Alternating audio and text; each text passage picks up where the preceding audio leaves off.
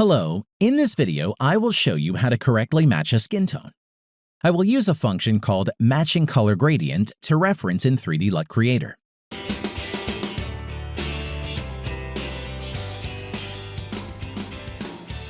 There are tons of videos on YouTube about matching a skin tone.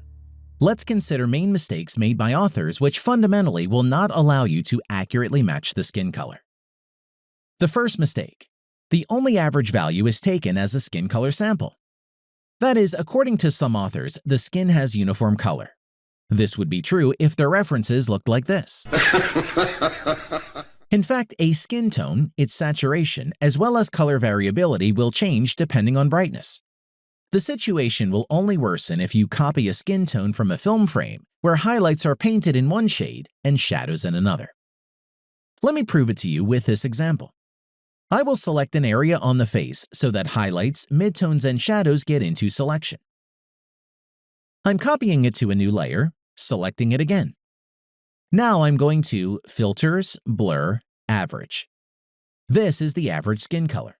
I'm going to load this color as selection in 3D LUT Creator. To do this, I'm holding Shift and clicking on Image from PS button. Thus, a picture with selection in Alpha Channel will be loaded from Photoshop. This is what the Alpha Channel looks like. Only selected area will get into the program analyzers. I'll open vectorscope. Let's take a color sample. You need to choose Swatches Points in the View menu to see color swatches on analyzers. Left-click on vectorscope to increase the scale. Right-click to see side view. Since the selection border was blurred, the color from the image got into selection in addition to the main color after averaging. This can be seen on vectorscope. Therefore, I select the area inside the average color and load it into 3D LUT Creator. See this point? I call it spherical skin tone in vacuum. But what about the real world? I'm going to select the area on the face but without averaging and load it to 3D LUT Creator. I'm holding Shift and clicking Image from PS button. This is how skin color actually looks. Let's see the top view. Here, it is very clearly visible that the skin in the bright areas look greener. And as it gets darker, it becomes redder. You will get something in between when using the average value of the skin. This may work if your picture and reference look similar, but not in this case. You will not get the correct skin color in highlights and shadows this way. This is perfectly visible on vectorscope. This was the first mistake. The second mistake follows from the first. Authors use RGB curves that match the only skin color value to the average reference color. This is why they adjust the skin tone only for midtones. I will show you the easiest way to do it. I will create a layer with curves. Then I select the curves and assign the average value of the skin tone to the middle eyedropper. In order to do this, I double-click on it and then on the skin tone. I click OK. Then click No so that the color is not saved as a default color for eyedropper.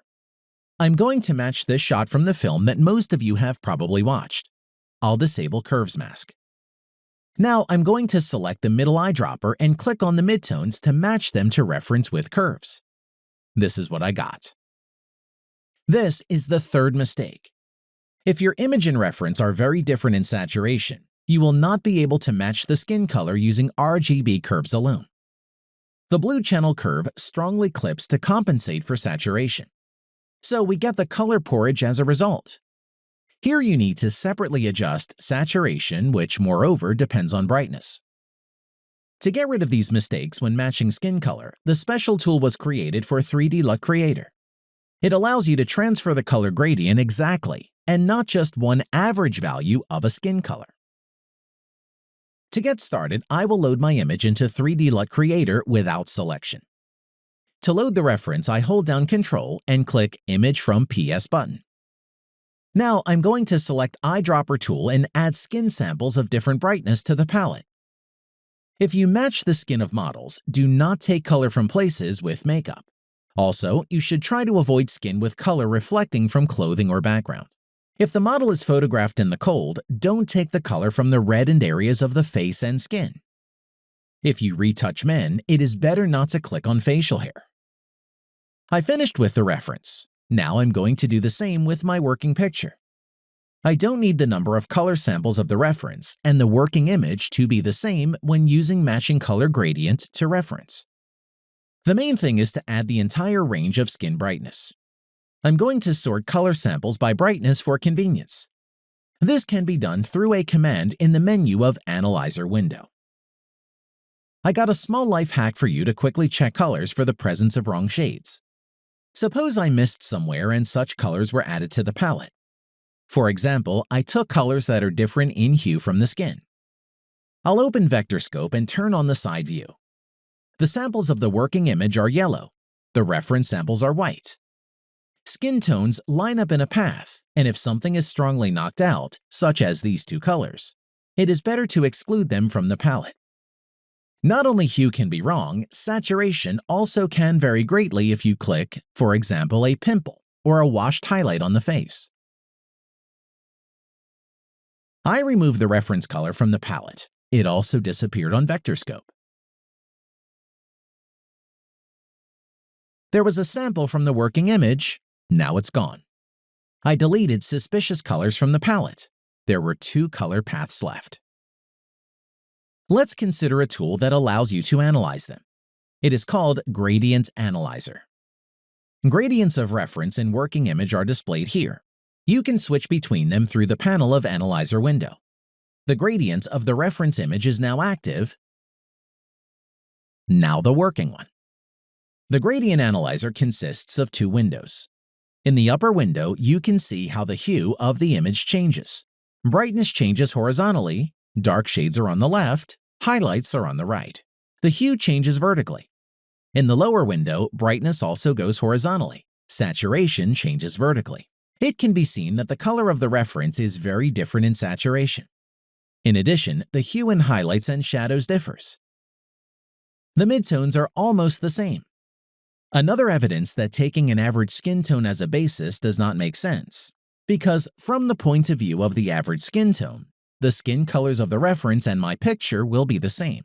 So for clarity, I open the tab with curves and finally select a tool for matching color gradient.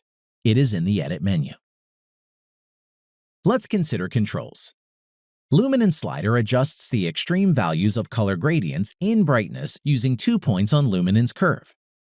If it is at 0, then the brightness of working image remains the same. The greater its value, the closer the brightness range of the working image will be matched to the reference. My reference is brighter, so when moving the slider to the right, the working image will also become brighter. The reference is shot outside. My working image is made on the bus, so it is logical that it will be darker. So I'll return the slider somewhere to the middle.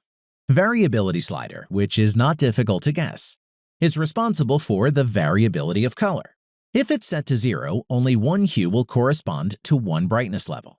I took skin tone as the basis. This is why the result looks like sepia. At high variability, the number of shades and their difference in saturation significantly increases, so you can get color spots on the skin. Variability can be estimated by the width of the color gradient, provided that you have enough color samples. The wider it is, the greater the variability. Please pay attention that not only shades but also saturation has variability. Color gradients narrow with 0 variability on both graphs. They become wider with increasing variability. I'll set such value when color spots disappear from the skin.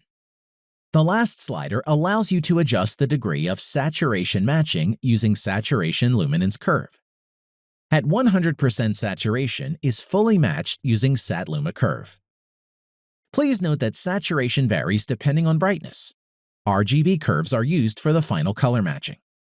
If saturation slider is set at 0, then the color gradient is adjusted using RGB curves. I'll leave it like this. I will slightly reduce variability. Here is my image before, here is after. Notice how the color paths have changed. Reference gradient is in the foreground now. It seems that it is changing, but it is not. It is Analyzer adjusting the scale for the content. Now I'm going to send my result to Photoshop. This is how the image looked before, and this is how it looks after, matching the skin color.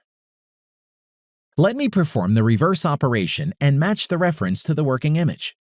I will reset the settings, Then I will swap the working image and reference by pressing Alt equals. It remains only to swap color samples. This can be done through the menu of Analyzer window. I'll open the tool window of matching by color gradient. If you match the saturated image to the unsaturated and trust all the work to RGB curves, the result will not be satisfactory. The working image has high saturation, so RGB curves alone don't work. You need to adjust the saturation with specialized tools. The reference is darker now, therefore I will darken the working image by moving luminance slider to the right. Variability can be slightly increased. That's what happened.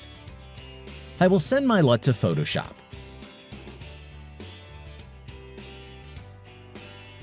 Here is before. Here is after using the tool for matching color gradient in 3D LUT Creator. That's all. Now you know how to correctly copy skin color in 3D LUT Creator and how you should not do it. See you in the next video.